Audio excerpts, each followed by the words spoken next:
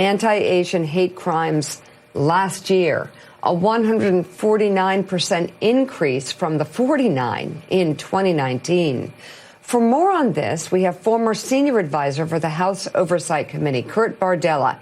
He's a columnist for the LA Times and USA Today, and his latest for that paper is entitled, "For Trump and Republicans, It's Open Season on Asian Americans Like Me."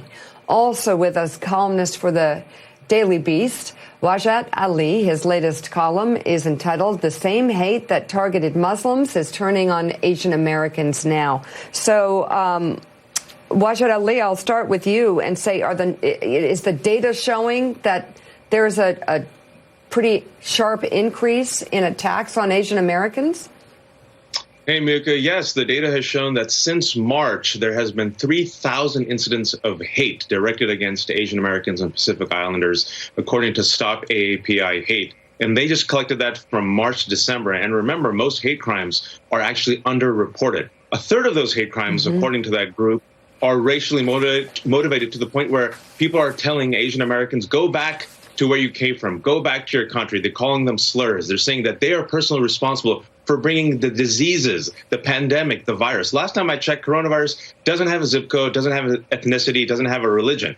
And specifically, if you track it, what was happening last March? The president at that time, President Trump, decided to label it the Chinese flu, Kung flu, and create an environment of hate where it was okay and acceptable to blame our fellow Asian Americans for a deadly pandemic that has killed over 500,000 people. So why are people surprised that some of the unhinged members of our society who got a license to hate are lashing out against innocent Asian Americans, including an 84-year-old Thai grandfather in the Bay Area who was recently killed?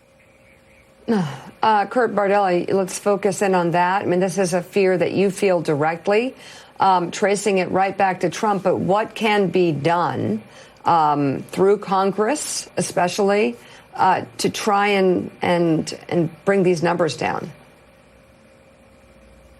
Well, you know, Mika, I think Wajahat hits on something that's really important here. So many hate crimes go underreported, and it's become very clear that the tools for law enforcement and public safety officials just aren't there to sufficiently, adequately, thoroughly investigate these things as hate crimes. Oftentimes, what we and anyone with common sense would categorize as a hate crime, it doesn't get investigated that way. And so there needs to be a concerted and broad effort by our law enforcement community and by our elected officials to better classify and categorize these types of crimes as hate crimes and to give law enforcement tools they need to actually follow through and hold people accountable for them.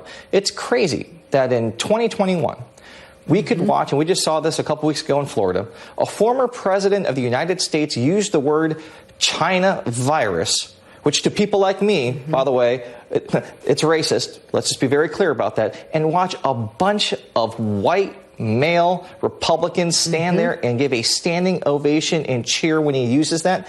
To people who look like me, you're putting a target on our back. There's a reason why this widespread violence is happening, and it's being incited by the Republican Party. So, Wajahat, as we talk about how awful this problem has become, the NYPD here in New York City says hate crimes against Asian Americans are up 2,000% year over year. So Kurt's talking about the legislative side of this. What about the cultural side of this? What about the communications side of this? What do we need to do as a society to stop these hate crimes against Asian Americans? First and foremost, we have to stand up and dismantle white supremacy. I mean, we have to connect the dots here. One thing that's very important is that this is nothing new.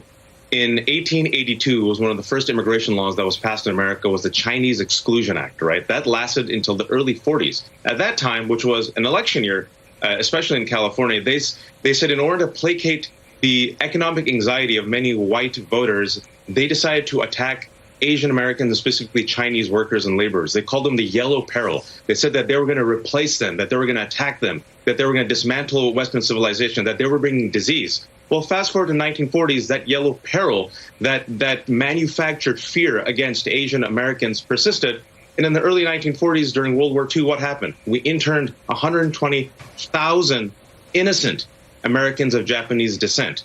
In the 1980s, when there was economic anxiety, when it was about manufacturing competition between Japan and America, these stereotypes persisted. And voila, lo and behold, it's a reboot, it's a remake. Fast forward to 2021.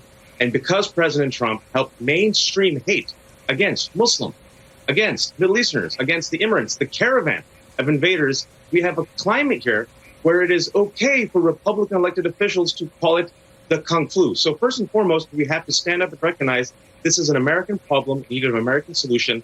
All of us has to stand up against this because bigots aren't nuanced. The one example I'll give is after 9/11, the first hate crime that was committed was against Balbir Singh, a Sikh man who was bearded and wore a turban in Arizona because the hate monger said he wants to get back against those who hurt us. Those are 19 foreign hijackers, but bigots didn't care. They killed a Sikh man. So now they're killing a Thai man. This environment of hate has to end top down. And the one positive thing is President Joe Biden, unlike Trump, has passed an executive order on January 26th condemning xenophobia and anti-Asian discrimination and telling the Attorney General to work with state and local law officials to collect and report on data. And he's actually investing in these communities and talking to these leaders instead of trying to run a campaign on a caravan of invaders that is not coming at the border. Kurt, Yamish has a question for you. Yamish? Hi, thanks so much for taking my question. This is such a heartbreaking and terrifying thing that we're seeing all this hate against Asian Americans in this country. There's just no excuse for it. I wonder, we know that that President Biden has passed this executive order, but what more should be happening to try to stop this? Whether it's legislation or whether it's something else, because obviously there's the cultural part of this. It isn't just laws. This is also people needing to learn and be educated that Asian Americans aren't to blame for this. But I wonder, what do you think needs to be happening? Thanks so much for that question. I think there are a couple of things here. Number one, we're seeing the AAPI community come together, I think, in a pretty unprecedented way and really promote these stories and put a face and name to the stories of hate in a way that we haven't seen before. The hashtag Stop AAPI Hate, Stop Asian Hate. Celebrities like Olivia Munn and Daniel Day Kim coming forward and every day putting out notices of what's happening in real time and encouraging people to get involved, becoming educated. There's this myth that the Asian community suffers from the quote-unquote model minority. And it's something that is at times, I think, at least for people who look like me, we have felt that the things that happen to us aren't on par culturally or society with what happens to people of color in this country, with our African-American friends and our Latino friends. And now I think that people are seeing that that's not really the case. That Asian Americans are oftentimes even more discriminated against in some places like New York City than other minorities. So just raising that awareness and talking about it and having that representation. We're seeing members in Congress like Ted Lieu and Grace Ming become very vocal, meeting with the White House. About the White House, to their credit, and the Biden administration, they've had 2 roundtables now with Asian American leaders to talk about these things. Representation in media. We're seeing now more than ever the media overall covering these things in real time and giving a face and a name to the American people. I'm so grateful for shows like Morning Joe, who give people who look like me an opportunity to be seen, to be heard, to be visible, because you can't really have the change that you need unless people see you every day and see that face and story. And I'll tell you, every time that I come on a show like this, my Twitter, my Instagram, the messages I get on social media are littered with people who also say, go back to China, call it the Kung Flu, the China virus.